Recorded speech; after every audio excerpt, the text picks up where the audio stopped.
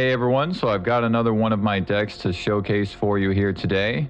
And this one is particularly interesting because it uses a number of cards here that really haven't seen much play. So this is an Izzet deck, but it is a dragons based deck as opposed to Izzet Prowess or Izzet Cauldron, which has kind of been the two primary shells for the Izzet colors as of the past few months or whatever. And my last video covered a teamer deck that used Terror of the Peaks as the primary win condition.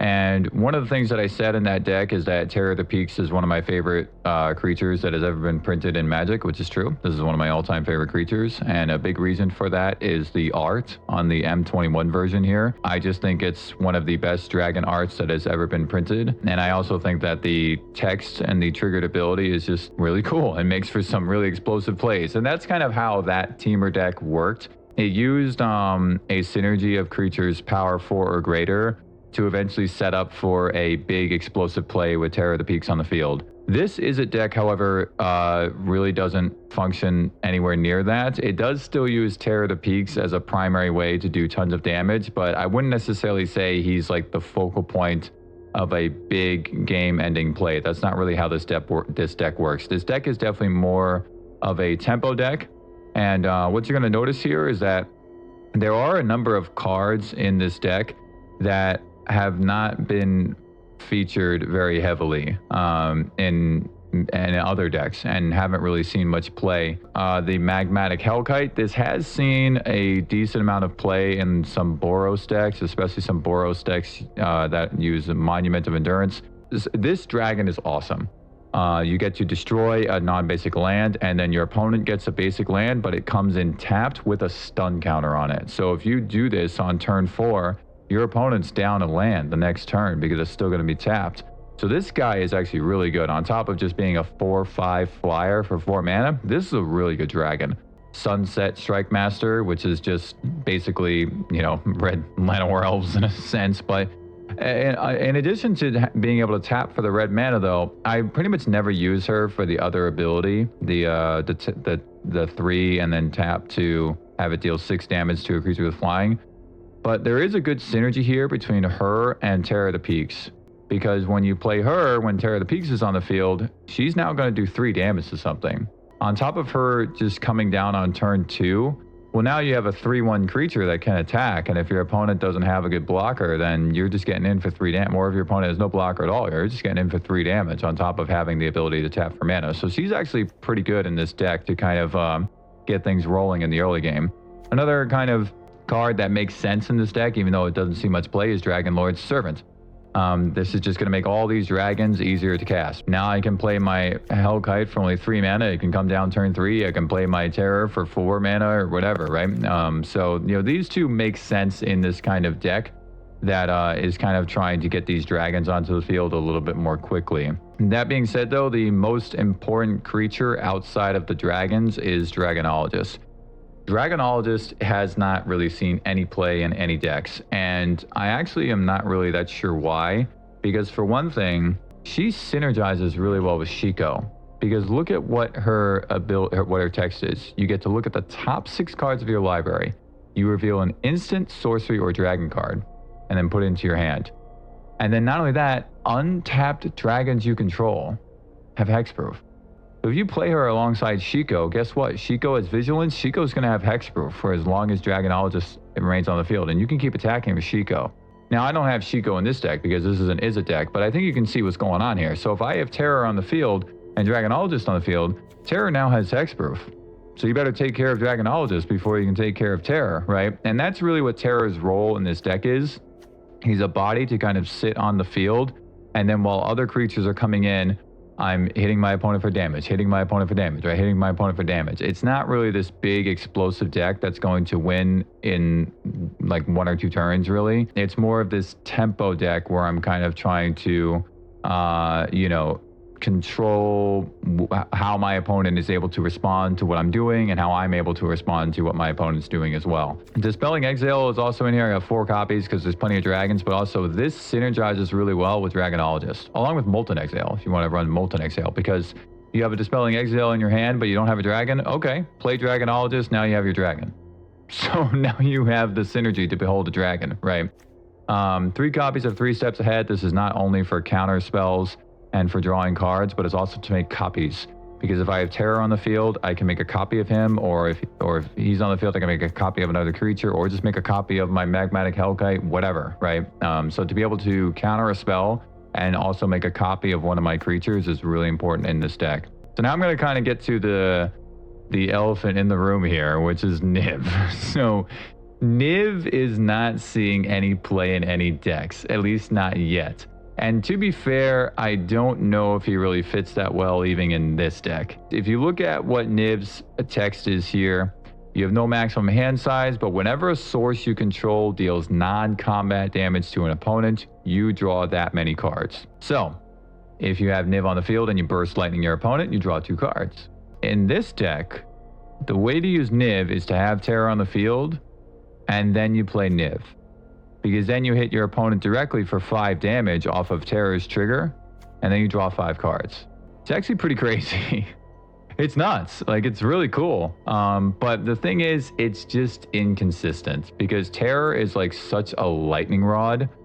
Everybody sees him. Everybody wants to come up with any possible way that they can get rid of him. They will get rid of Dragonologist. They will get rid of him and all this stuff, right?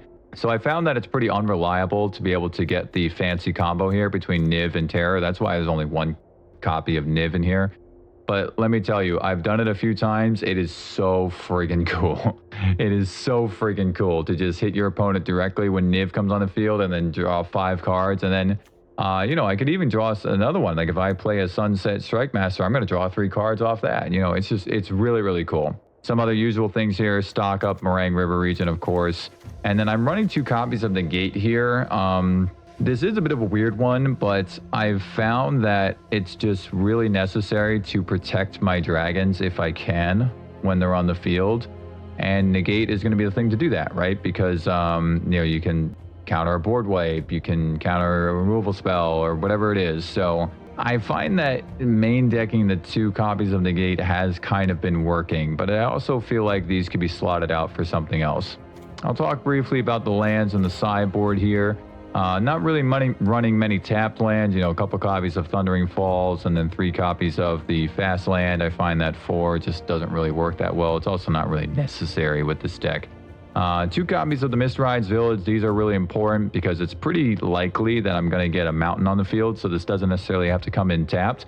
But really being able to cast any of these spells, not just my my dragons, because my dragons can be protected by Cavern of Souls typically, but really it's to be able to like you know, not have my 3 steps ahead be countered or not have my stock up be countered, right? Or whatever it is, because when I want to cast those spells, I really want to be able to cast them. So then just the usual stuff, you know, a copy of Fountain Port, a copy of Demolition Field. Now, the thing is, Magmatic Hellkite does get rid of a lot of those lands, you know, like if it's a Restless Reef, right? Or if it's a Sanctuary, the Hellkite can get rid of those. But even so, you know, 1 copy of Demolition Field just in case. And then the Fountain Port is actually really interesting. I have tried like not running the Demolition Field and instead running 2 copies of Fountain Port, but it still felt a little, I don't know.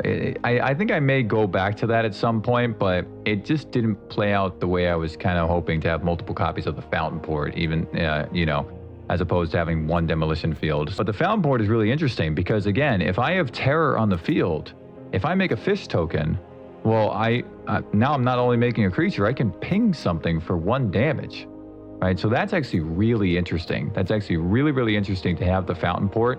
And then if Terror's on the field, I can ping for damage whenever I make a fish token. Sideboard is what you might expect. You know, we got Fire Magics in here, Ghost Vacuums, Disdainful Stroke, Get Out. Get Out has proven to be a really useful sideboard card because it not only counters creatures and enchantments, but it also allows me to return my creatures to my hand. So I can protect my dragons in that sense. You know, if they're going to try to board wipe me or whatever, or if they're going to play, you know, a couple removal spells in a single turn or whatever it is, you know, I can return my creatures to my hand and then play them again. Another copy of Negate in here. This obviously just goes in against control decks, but this feels like it could be something else. I find that sometimes trying to run the 3 negates is not really working, so I feel like this slot could be something else. A couple Torch of Towers in here in case, Enduring Innocence or whatever it may be, Llanowar Elves that I want to get rid of in the early game. A Braid, this is mostly for artifacts. Scorching Dragonfire for Enduring Curiosity, plus all the Gruul Delirium stuff, Fear of Missing Out, all that stuff. Tidebinder's in here because Tidebinder is just an excellent blue creature. It counters so many things, all those triggered abilities of planeswalkers, artifacts, creatures, so on. Tidebinder gets sideboarded in a lot, but I found that it wasn't useful to run in the main deck. So I did kind of feel like taking out a negate and running 1 copy of Tidebinder could be an alternative kind of build for the deck, and then leaving in a negate in the sideboard and having a slot for something else. But as it is, it does seem to be working fairly well. Now, there are a couple things I want to say about this deck, which is that all the cards in here, including the sideboard, are still going to be legal after rotation. So I'm actually very excited to potentially expand on this deck. And there are a couple cards coming in Edge of Eternities that I'm kind of excited for that I think could also fit in this deck. So one of those cards that I certainly, pretty much most definitely am going to include is actually the new dragon, the Nova Hellkite. That I think is going to slot into this deck really, really nicely. So it's a 5-mana 4/5 haste dragon that also does 1 damage to a creature when it comes into play. But it also has a 3-mana warp. The 3-mana warp is very interesting to me because if I have terror on the field, now if I play that warp cost for only 3 mana, I can hit something for 4 with terror's trigger. And then the dragon gets to attack because it has haste. And if I have 2 of those in my hand, if I have terror on the field, if I have 6 mana, I can do it twice. So I'm very interested in that dragon. I could see that dragon replacing Niv. I think, it might have been kind of wishful thinking here to have Niv in the deck and do the combo. And I think, that dragon could slot in really nicely. And I might even take out one of the other Hellkites to make room for 2 of those. I might even take out a negate and run like 3 of them because I could see even playing that dragon on like turn 3. Just getting in for quick 4 damage, and then being able to just bring it back later from exile for the entire cost after I've set up my board, right? So I'm very interested in adding that dragon to this deck. Additionally, there's the new instant spell that is a semi-replacement or a semi-substitute, I should say, for stock up, because, stock up is great, but I do get a little uncomfortable when I have to stock up on my turn because it's sorcery speed, and then I can't really see what my opponent is doing. And that other blue card is Consult the Star Charts. So it doesn't seem quite as efficient as stock up, because you can just cast stock up on any turn and you look at 5 cards of your library, right? And then you get to put 2 of them into your hand. It's not having a draw effect, right?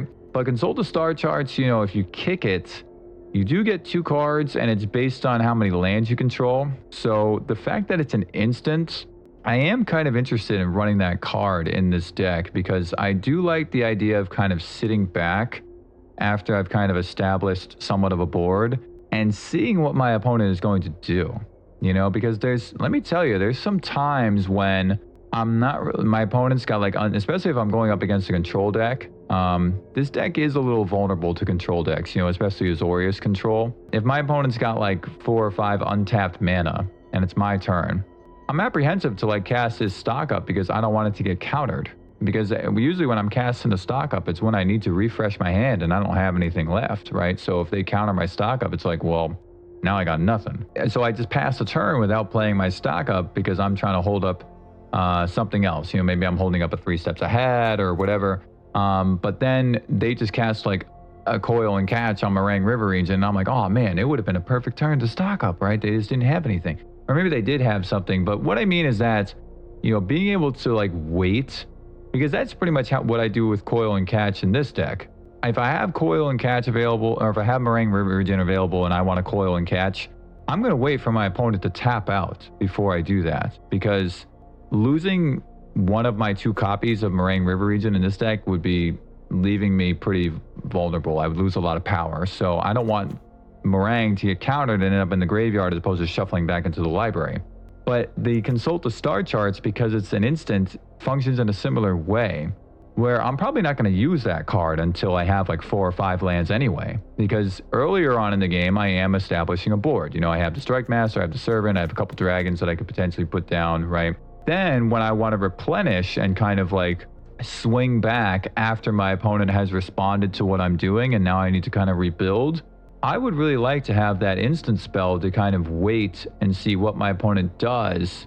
And then when the opportunity presents itself, just being able to cast it, look at 5 cards and put 2 of them into my hand. So I could actually see putting in Consult the Star Charts as opposed to Stock Up in this deck. I think Stock Up's a little bit better in a deck where you want to be a little bit proactive, or you're kind of like wanting to guarantee the dig through those 5 cards, right? And then also cast something else on the same turn as opposed to just kind of like sitting back and doing nothing. But I think that those 2 cards alone, the Nova Hellkite and the Consult the Star Charts, I think those will significantly improve this deck. So, as I have done in the last couple of decks that I have shown, I recorded the gameplay beforehand, and then I do a voice-over commentary as opposed to a live commentary. And initially, I was kind of feeling like, I wish I was doing the live commentaries. The reason why I wasn't doing the live commentaries is because I was trying to do that while I was recording, but it was actually affecting my play. I was making mistakes.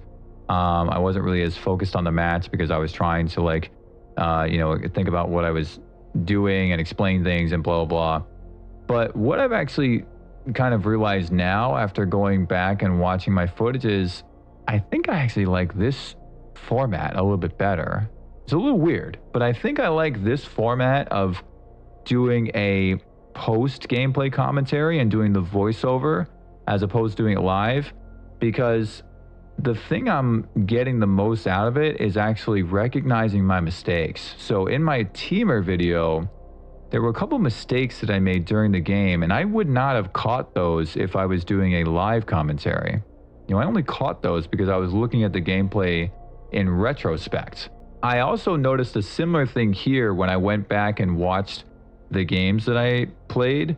There were a couple mistakes that I made, and I actually think it's healthy to kind of recognize that that's what's going on and being like, oh, I could have just done this at this point. And I also think it's healthy to kind of actually outright voice it for you in case you're listening to it, and then it kind of gives you almost more informed, right, as opposed to just hearing my thoughts as they come live. So I'm actually kind of liking this format now, and I think I'm going to embrace it for a little while. Maybe I'll do in the future, I'll do a mix, some of them live commentary, some of them post commentary, right?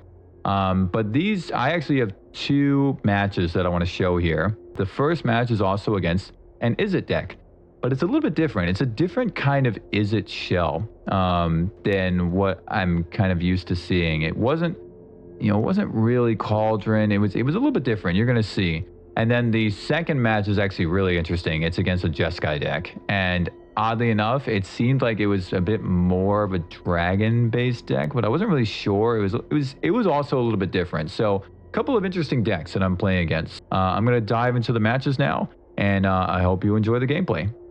All right, so here is my opening hand for the first game of the first match, and it does look pretty good. I've got a counterspell, I've got Dragonlord Servant, and then a couple of my dragons. Starting with Spire, Bluff, Canal, and you can see my opponent started with a Restless Spire, which was kind of interesting. And a Roiling Dragonstorm, which is also interesting. So clearly it's another Izzet kind of deck, seemingly, but not one that I'm used to seeing here. So I'm kind of curious as to what I'm going to be getting into. And there's a Monument to Endurance, so just going to immediately counter that. We can't have that just sitting on the field. So my opponent's got a Monument, they got a Roiling Dragonstorm or Winter Story, so a bit of an interesting deck here that I'm playing against. I'm not really sure what I'm in for here with this match. Props Eidetic Memory, another good option to counter because that's one of the best cards that's in blue right now, right? So, and certainly one of the best cards in any kind of Izzet deck if it's got Fear of Missing Out or whatever it is, right? So now I decided to just run out the Hellkite. I wasn't too worried about a counter spell here. And I figured I'm just going to get rid of that Restless Spire while I can, so I don't have to worry about it later.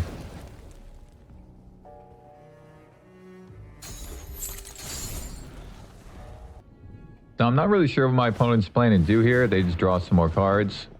And I'm also just... I'm still not sure exactly what kind of deck I'm playing against.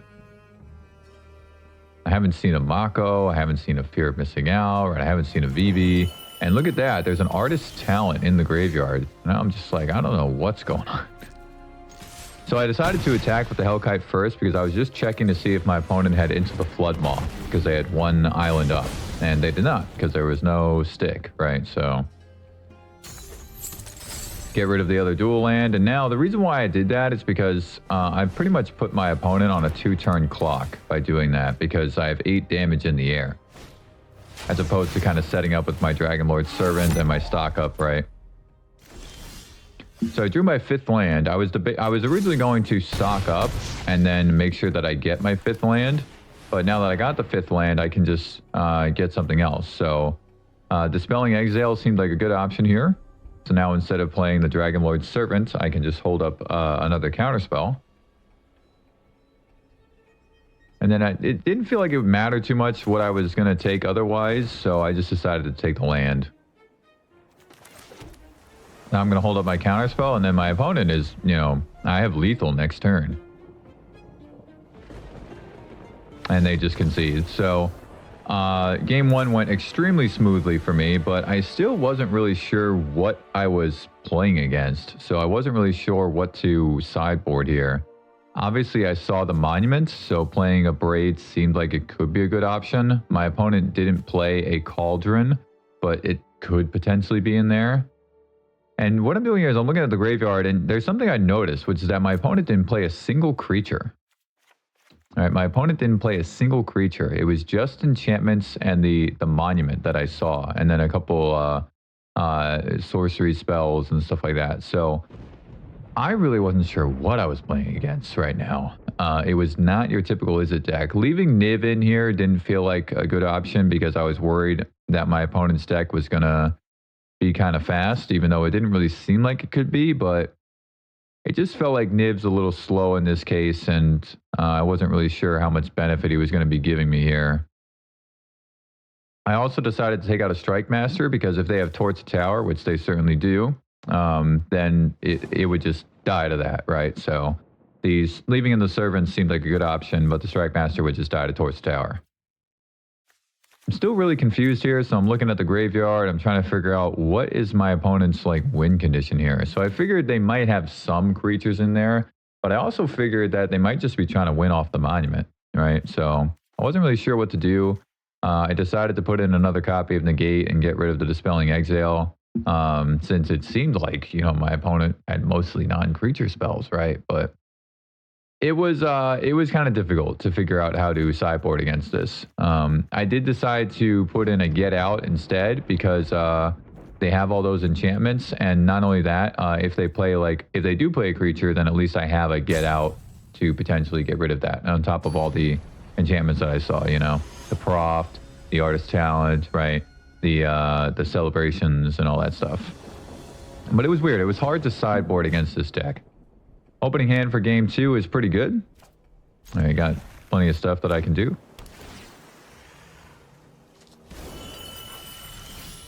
Putting Winter Night Stories in the bin completely makes sense here.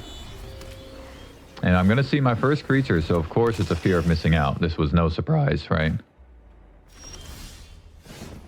But I was surprised to see that, the Fear of Infinity. I'm actually really unfamiliar with this card, and I wasn't sure why my opponent had it. So I'm like, are they playing Esper, right? I wasn't really sure what was going on here. I also wasn't sure really how to play against that card because I'm so used to not seeing it. Now I have a lot of options here, and I think what I ended up doing was putting out the Strike Master because I figured I could block the Fear or attack into the Fear. But I think this ended up being a mistake. I think it would have been better to hold up the Counterspell. Because if my opponent has Fear of Missing Out, one of the best cards that goes with Fear of Missing Out is Proft, right? So this felt like a bit of a mistake on my part where I could have saved the Counterspell instead. But I was also thinking that if I put out the Strike Master, then I can play 2 spells on my next turn. Right, so now I have access to 4 mana. That's also why I put the Strike Master down. Even so, I think it would have been better to use the counterspell in that case. So now I can either play the Dragonlord's Servant or hold up 2 Dispelling Exiles. I hold up the 2 Dispelling Exiles, but again, I think it would have been better to play the Servant, because if I played the Servant, I could play Meringue River Region on my next turn. I decided to Dispelling Exile this Roiling Dragonstorm, and then my opponent casts a Spell Pierce. And I kind of aggressively used this Dispelling Exile because I didn't want my opponent to pump their creatures with the prop. That's why I did that. I think it was a little reckless on my part. I don't think I should have done that. I think it would have been better to, again, the previous turn, play the Servant, and then I would have mana up for 1 Dispelling Exile. I could have just tried to dispel the Dragonstorm, and then my opponent would have countered it, but then I could play Meringue this turn, send both creatures back to my opponent's hand. So now instead, I'm kind of a turn behind, and I don't have a counterspell. See, I can't counter this, or I can't counter anything. You know, I kind of wasted both my counterspells on that turn, so I think it was a little reckless on my part. I shouldn't have really been so aggressive with my counterspells. My opponent also has Delirium now, so this is going to be a big attack for them.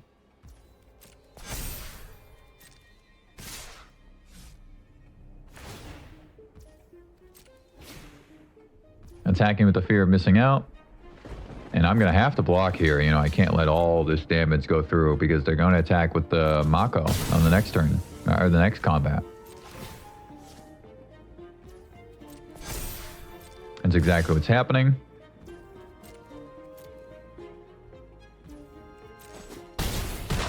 And now I'm down to 4. So, needless to say, I have to play Meringue River Region on this turn, but really, it was not ideal because now I don't really have much of a follow-up aside from this negate. And I'm just going to send them back to my... I can at least, you know, play Cavern of Souls. My opponent can't counter it, but they only got 1 mana open anyway. So this was really not good sequencing on my part. I should have played the Servant on that earlier turn when I could have, and then held up 1 Dispelling Exile, cast a Dispelling Exile, they cast a Spell Pierce, but then the creatures get the counters, but then I can just send them back to my opponent's hand anyway, and then I still have a Dispelling Exile up. And I would have had Meringue River Region on the field a turn sooner. I wouldn't be down to 4 life, right? I could have hit my opponent for 6 damage, so... Cannot counter the Monument, unfortunately, because I'm all tapped out. And now this is how my opponent's pretty much planning on winning, because I don't really have much of a way to deal with the Monument at this point. I did put in my Tidebinders, but they can just ping me for 3 life whenever they discard a card. And I also can't attack with Meringue River Regent because they can give their creatures haste with the kickoff celebrations. So I'm in a bad spot. You know, that sequencing was really poor on my part, and I kind of dug myself into a bit of a hole. It seemed like this is why my opponent was playing the Fear of Infinity, just so that they could just keep discarding it over and over and over again, which I guess is kind of smart. I'm certainly going to counter this one because otherwise my opponent's creatures are going to get really big and then they're going to attack right now. So this at least gives me 1 turn.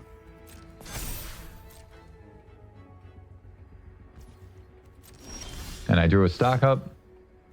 I pretty much just had to draw a second Meringue River Region at this point, and I didn't have it. So there's nothing in here that is going to save this game for me. So definitely poor sequencing on my part. And even though I was kind of a little bit behind, I feel like I wouldn't have been if I didn't play the Strike Master on turn 2. And if I had sequenced it a little bit differently between my Dragonlord's Servant and my 2 counterspells that I had. So now that I've kind of seen more of my opponent's deck, you know, it felt like I could sideboard a little bit better. A Braid did seem like a better option here. I could not only get rid of a Monument, but then I could potentially get rid of a Fear or a Mako before it gets too big. And Dispelling Exile also seemed like pretty good because I didn't see a VV. So the problem with playing Dispelling Exile into VV is that your opponent can tap the mana or use Vivi's activated ability to get more mana in response, and then they'll probably have enough mana to just pay even the 4, the 4 cost if you have Behold a Dragon. So, but I didn't see a Vivi, so now the Dispelling Exiles did seem like they were a little bit more valuable. They were certainly creature spells in there, right? So I decided to put the Get Out back in and cut a Dragonologist. This felt like the better thing because I was still seeing a lot of enchantments and I did see creatures. So having an extra Dragonologist or 4 dragon, I didn't really see what the point is. They didn't really have a good way to remove my dragons anyway, right? This is a pretty good opening hand. I've got things that I can do. Get Out, Dragonlord, Servant Strike, Master, Meringue. Pretty good hand. And I drew a Tidebinder. So now I'm thinking, last time I got punished for playing the Strike Master, but now I think it's a good idea to play the Strike Master because I can actually attack. I'm on the play this time. So my opponent plays a Proft, which sure would have been a good thing to counter with the Get Out. But now I actually have a few options. I can play the Dragonlord Servant and hold Get Out, or I can attack. So I decided to tap the mana here to get the Dragonlord Servant onto the field, but then I'm holding the 2 blue sources. So that way I can play Get Out if necessary.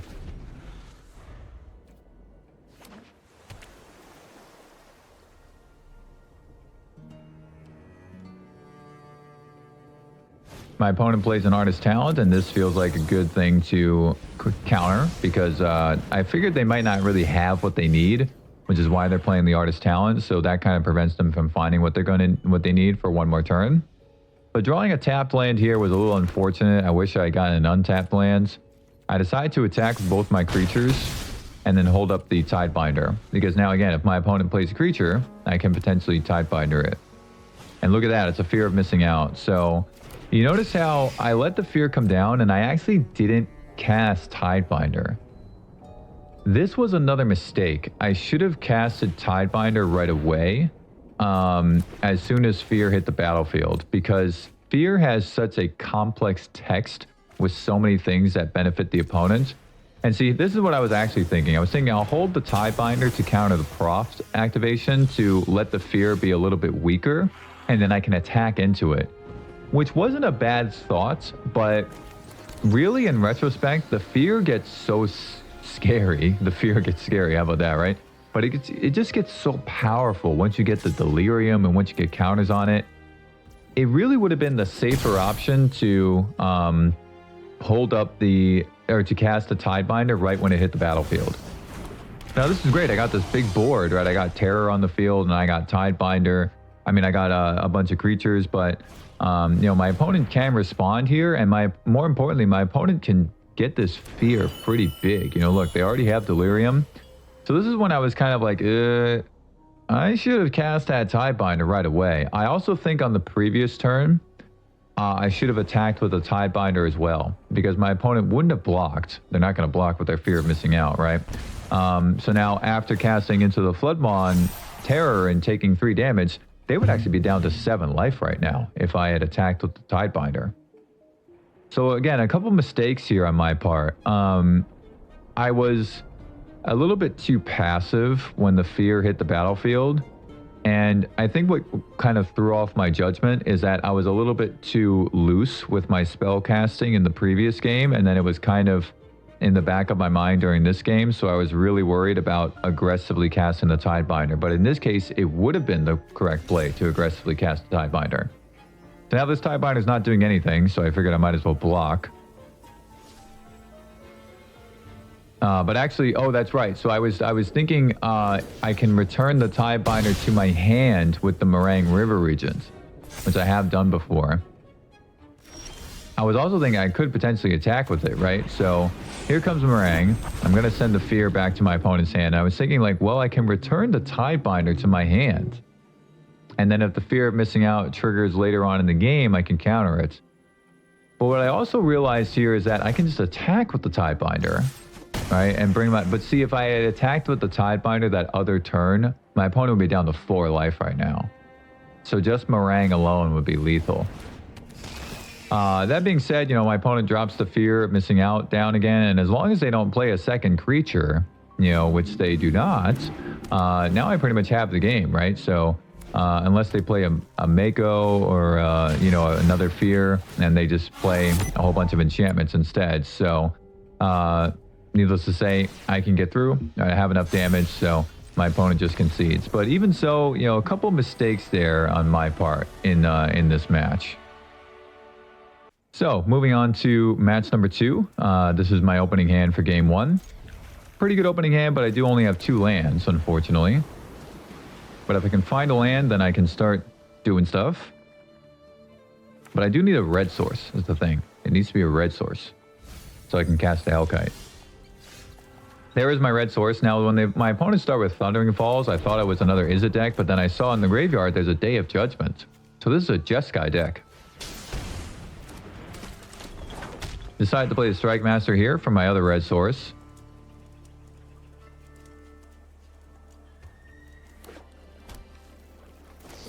And my opponent's just going to Lightning Heal Izzet right away. I did at least draw a land, and it is another red source, but unfortunately I have 2 pain lands here. At least with the Servant, you know, I can play Magmatic Hellkite on the next turn. But my opponent plays a temporary lockdown, so much for that plan, right? I did draw a Fountain Port.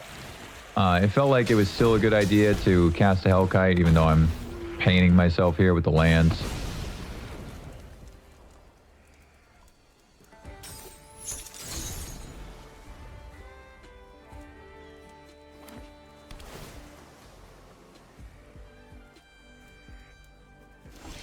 So now I'm really hoping that I can draw a land that is one of my colors, right? That's not a pain land.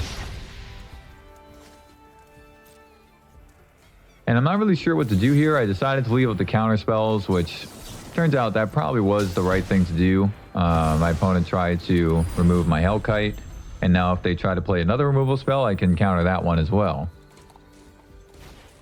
Interestingly enough, they respond with their own Hellkite. So I rarely see this creature played against me.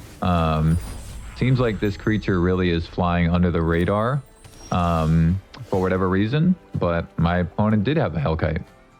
Definitely felt like a good option there to counter it, because now I have a dragon on the field and they don't. But still, unfortunately, you know, I have these pain lands, and I've already taken 6 damage from them. And I still didn't draw a land, right? A colored land. At least having 3 steps ahead, you know, and negate, not too bad.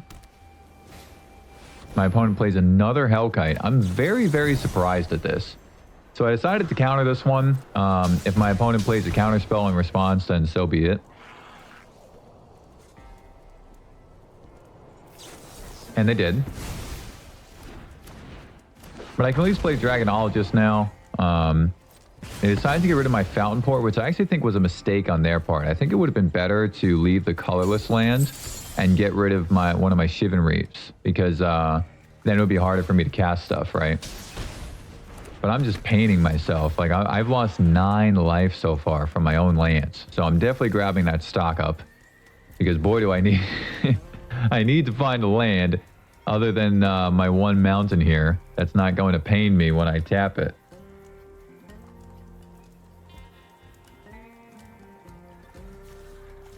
Looking in their graveyard because I feel like Shiko could be coming. And it's not Shiko, it's a Beza. They draw a card off it. So I did draw a mountain, but... and I was kind of wondering, should I play the stock up or the mountain? Because if I play the mountain, then I can play my other Hellkite. Right, and I won't take damage from it. And my opponent only has 1 card. So having a better board state at this point was a little bit tempting. So I was thinking of just dropping that mountain just to play out the Hellkite. Even though I think in retrospect, it would have been better to just cast the stock up. But I decided to go for the Hellkite.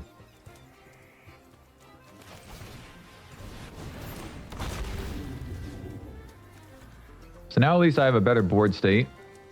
And if my opponent casts a board wipe, a sweeper, then I can at least stock up afterwards, right? To kind of refresh my hand.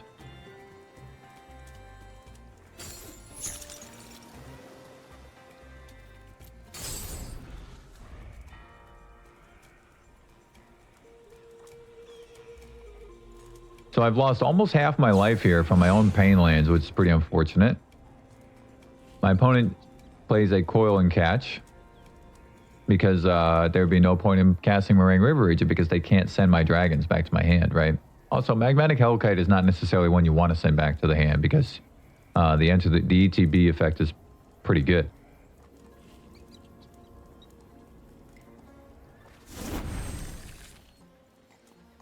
Now my opponent's got 3 cards in hand, 3 new cards. And this is a little bit, you know, I am a little bit concerned about this, so feels like a good time to stock up and finally get some lands here. So I have a couple options for lands, and I also have a Terror of the Peaks. So certainly going to grab the Thundering Falls, but now I'm not sure if I should grab the other land or if I should grab the Terror. I do think the safer option might have been to grab the other land, but at the same time, I'm kind of anticipating that there's going to be a board wipe here. So at least being able to play Terror after the board wipe kind of gives me a little bit more power. Seeing that Mistrise Village was really good because then I can at least prevent my spells from being countered, right? So I'm certainly going to negate the Dragonologist because if I can make my opponent use more than 1 removal spell on the same creature, I think that's good. But unfortunately, you know, now I'm down to 9 life. This has all been me. I've lost more than half my life due to my pain lands, which is just rough.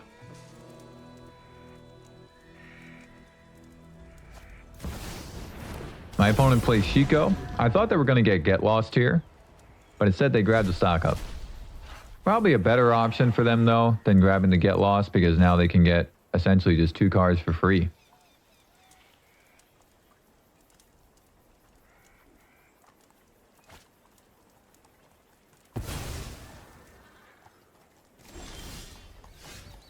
Now I have my Mistrise Village.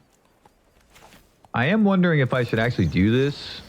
Because, again, if my opponent plays a board wipe, then a lot of stuff is going to go. And I think it might have been better to save Terror for after the board wipe, but I was kind of thinking that I almost like wanted to force my opponent to do a board wipe here because they also have really good creatures on their end.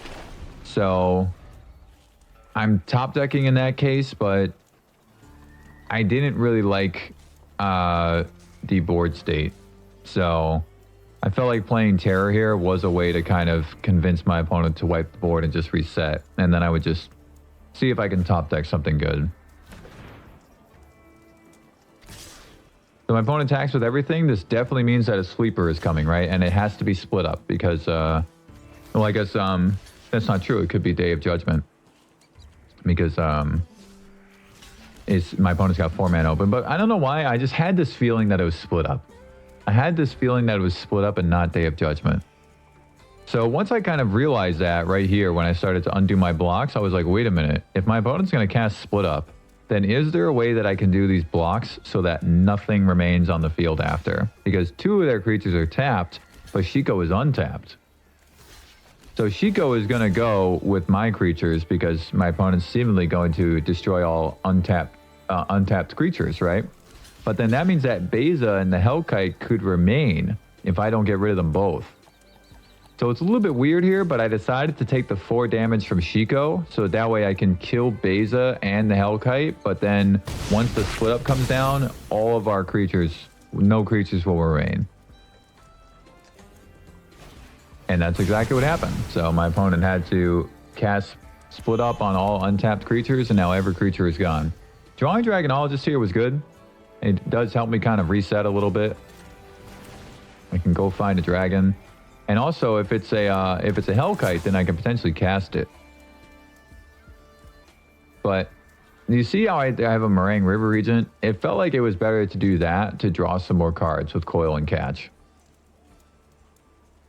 Because I've got nothing, right? So I've got nothing. That felt like the better option here as opposed to going for the Hellkite.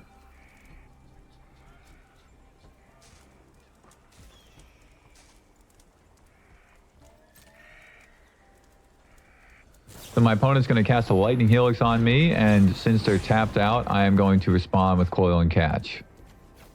No need to have that many Strike Masters. But now, unfortunately, my opponent's going to cast a Shiko and then get back the Lightning Helix, and then that'll be that, right? So it really was the pain lands there that kind of took me out. But I also think I could have done a little bit better with some of the sequencing, you know, maybe not cast Terror into the board wipe after all. But those pain lands really did set me pretty far behind. You know, I lost 11 life just from the pain lands. So now in the sideboard here, Tidebinder certainly seems like a good option because it will counter Beza, it will counter Shiko, right? And if they have an Overlord of the Mistmores, it will also counter that. Pretty much all the creatures, even Meringue River region, right? Pretty much all the creatures that Jeskai plays. And it didn't really seem too necessary to play Dispelling Exiles here because it felt like this game was going to go kind of long. And, you know, if my opponent is able to tap the mana, then the Dispelling Exiles don't really have any value, right? Certainly putting in another, the Disdainful Stroke seemed like a good idea because many of my opponent's spells, at least more powerful spells, are greater 4 mana or greater. Putting in Get Out also seemed like a good option because this deck runs big, powerful creatures, but then also like Rediscover the Way, seemingly, right? So, and I took out a Dragonlord Servant because in this case, it felt like it was better to be a little bit aggressive. So if I can play a Strike Master on turn 2, then I can just start attacking, and I can start attacking for 3 damage because my opponent's deck might be a little slow, right? So getting in for 3 damage, starting with turn 2, I guess it'd be turn 3 when I can attack. That seemed like a good option, but getting rid of the Servant, you know, it dies to Lightning Helix, right? And so does the Strike Master, but at least if they don't have a Lightning Helix, then I can get in for 3 damage, right? I also left in Niv because, again, this game felt like it might go kind of long, and if I get the opportunity to reset my hand with Niv, I think that's great. I'm on the play, and this is a pretty good opening hand. I get to start with the Strike Master, which is what I was planning to do.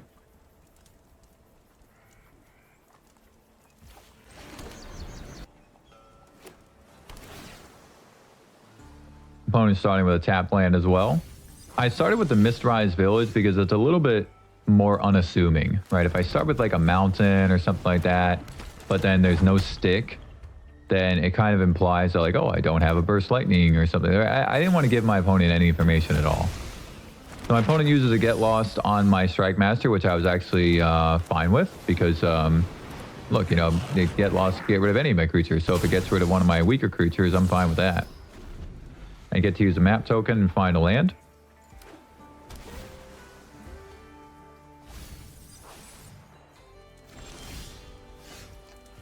So now I'm also thinking of using Coil and Catch here, which is why I didn't activate the map token. But I am worried about a counterspell. So I was hoping that my opponent would play something there, and they didn't. So now my opponent's untapped, and I'm thinking, oh shoot, I don't know if I can Coil and Catch, because I don't want my Coil and Catch to be countered, and my Meringue to end up in the graveyard. So now I'm actually thinking, I'm kind of stuck. You know, I can't really comfortably Coil and Catch, which is why I didn't use the map token. Drawing a Terror there was good. So now I've got 3 big dragons. So I'm actually in a pretty good spot because I have multiple threats that I can put out. But I'm still not really sure how to go about this because, again, I want to Coil and Catch, but I don't want it to get countered. And I can also cast Meringue River Region or cast Niv or whatever. But I wanted some more information from my opponent's hand. I am at least noting that my opponent doesn't have access to red. So that's actually in my favor, right? That my opponent doesn't have red mana. There was a stick there on my opponent's side, so seemingly they could have a Get Lost. And I actually could have done this map token earlier before combat, but I was kind of hoping to get my opponent to get lost my Dragonlord Servant and waste it on that, which is actually what they did. So they let me do the map token, but then they get lost after. So that's what I wanted. So now I can comfortably cast Coil and Catch without it being countered. And now I've got a nice hand. So I lost my Dragonlord Servant, but this is good. I've got a stock up. I drew another Servant. I got a Tidebinder and a couple dragons. So, and my Meringue didn't end up in the graveyard. So this is good. I'm in a more comfortable spot now. And I'm thinking of, I don't want my stock up to get countered either. And I'm still noting that my opponent doesn't have access to red mana. So I'm getting a little lucky in that regard. You know, they can't Lightning Helix this thing, right? And they also can't cast Shiko yet.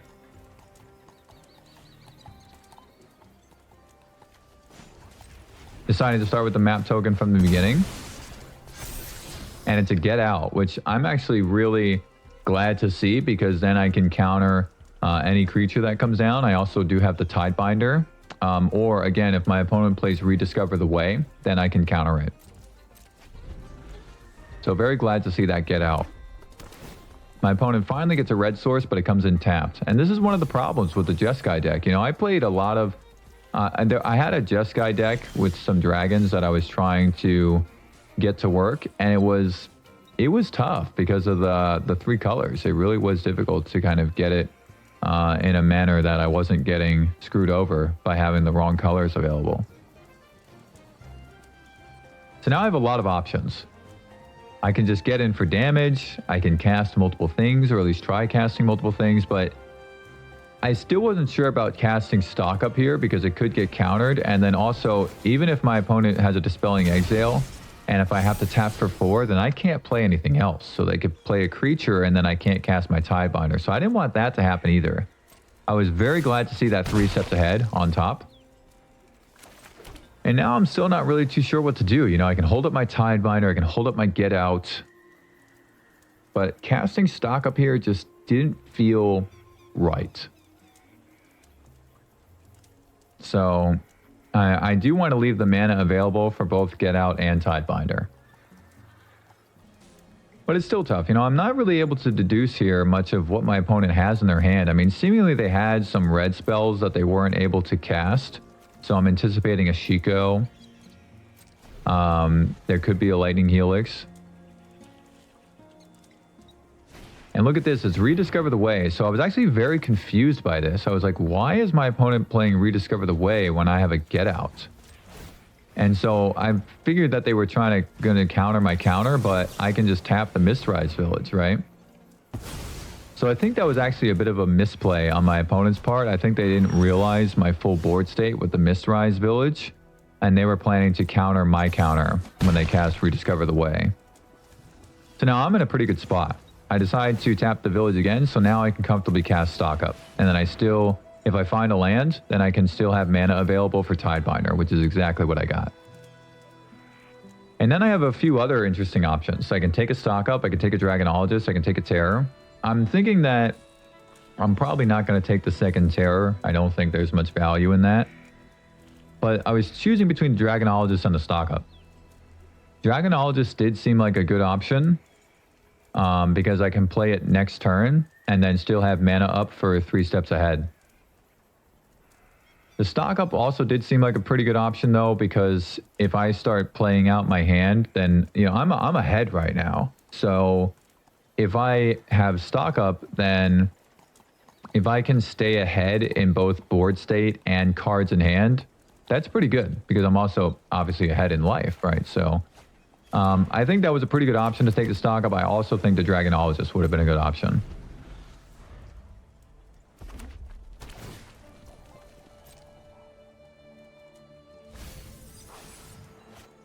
So they play a Day of Judgment. I don't really mind that so much because I just have a Dragonlord Servant on the field. But at the same time, I'm thinking if I try to counter this with my counter, I might bait out one of their counter spells, and then I can Terror the Peaks and stock up on my turn for free, because they'll be pretty much tapped out. See, that's what I'm doing. That's what I'm doing here with my lands. And I do have 8 lands, so I can Terror the Peaks and stock up on my turn. Or I can just Terror the Peaks and hold up a Tidebinder. So that's what I did. I cast 3 steps ahead, and They took the bait. They played a Dispelling Exile, so now that's one less counter spell I have to worry about, and they're tapped out. So now I can comfortably reset. So now what I'm actually thinking, though, is drawing that tapped land was a little unfortunate, but now I'm thinking of finding a land with stock up and then casting Niv. Because Niv is not quite as important if he dies compared to Terror. And at this point, you know, I'm drawing cards and stuff. I don't necessarily need the card draw effect off of Niv. So that's what I decided to do. And I can comfortably find a land here. And finding that negate was awesome. I was very glad to see that negate. Again, just checking my lands. And I can grab a land and then cast Niv.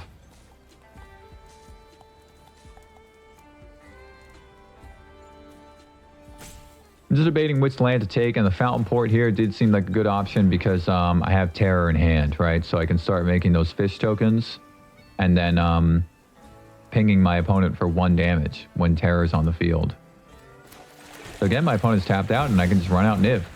So now Niv is really intimidating. You know, my opponent pretty much has to respond to this, which I want them to, because then I can reset with Terror and Tidebinder in the game. So that's what they do. They Day of Judgment. And then they cast a Hellkite. So they're going to get rid of my Mistrise Village here, which is, that's, you know, that was a good play on their part because now they can potentially counter my stuff. But at the same time, I still have enough mana to play Terror and then hold up Tidebinder and negate.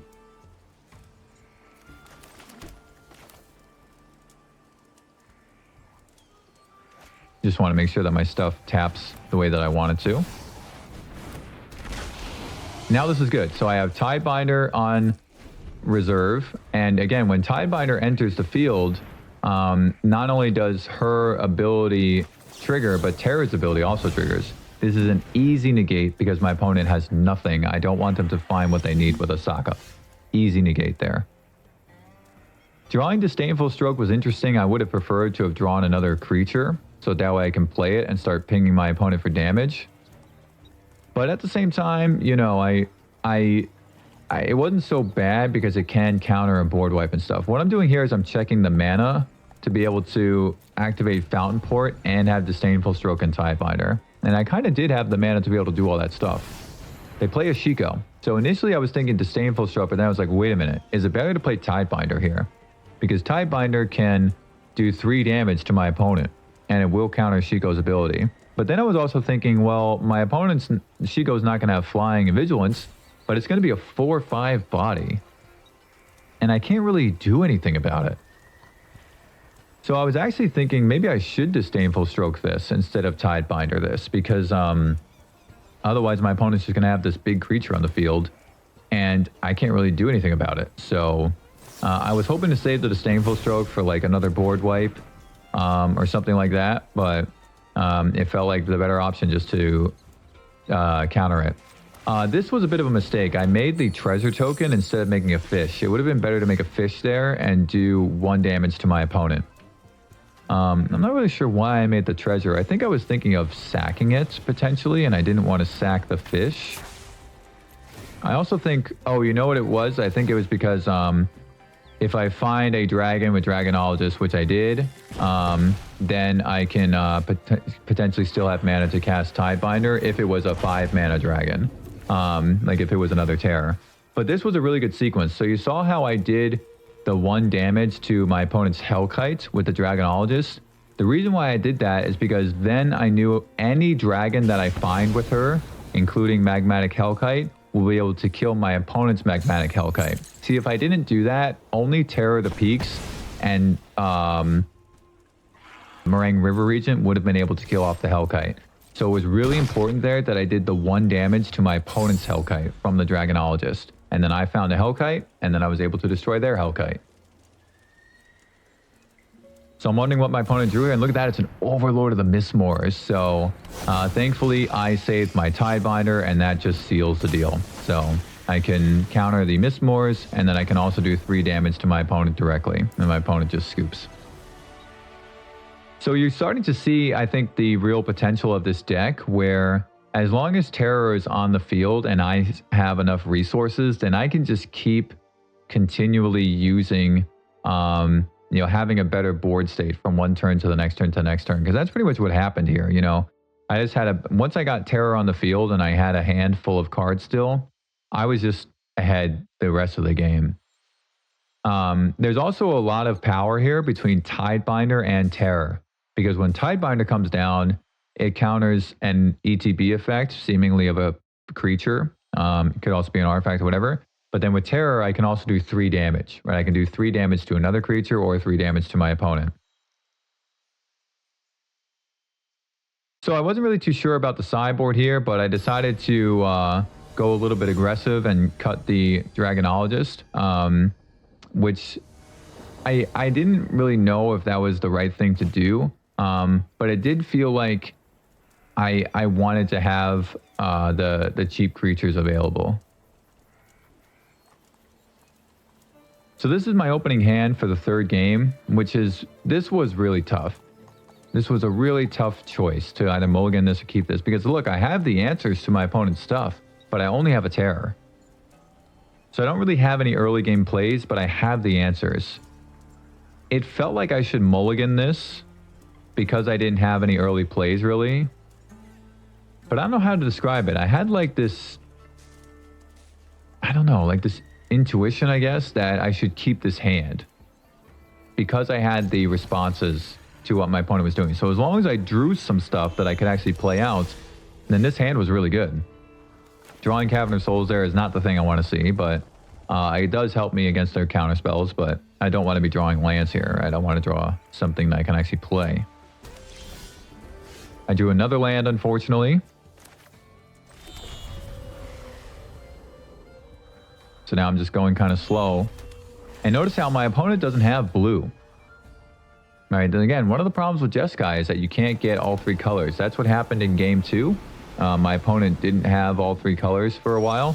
And in this game, not only did they miss a land, but they only have 2 of their colors again, right? They don't have blue. So the reason why I didn't play the Servant on the previous turn is because on this turn, I knew I could play 2 spells, right? Or I could play the Servant and then still have mana up for a counter spell. That's why I didn't play it on the last turn. So my opponent still doesn't have blue, but they do play an Overlord of the Mistmoors, which is an easy choice for me to counter with Dispelling Exile. Still doesn't have access to blue. So what I'm thinking here is, why don't I just get him with the Servant, and then I'll hold up 3 steps ahead, because if they don't have blue, they can't counter my counter. And I'm going to draw some cards off of 3 steps ahead as well, right? So my opponent starts with a Split Up, which, you know, Split Up in this case didn't really do much, but still, I wanted to be able to draw the cards and still maintain my better board state. Even though my board state is not much, it's still better, right? And my opponent still doesn't have access to blue. So now I can run out Terror of the Peaks for free, and then I can hold up a Negate. So I'm just off to the races on this game, right? Day of Judgment, countered with Negate. All right, I'm just way ahead in tempo here, but I'm getting lucky. I'm getting lucky because my opponent is missing lands and doesn't have all 3 colors, but that is the price you pay when you play Jeskai, right? Sometimes it's hard to get all 3 colors. So now I'm going to play out the Strike Master, do 3 damage to my opponent, and I'm presenting lethal next turn.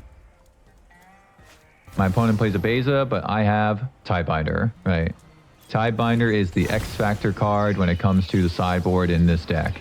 Then I can do 3 damage to my opponent and counter the Beza, and my opponent just scoops at that point. So I got a little lucky in that game, but again, you're kind of seeing how the deck works. So hope you enjoyed the gameplay, and I will see you in the next video.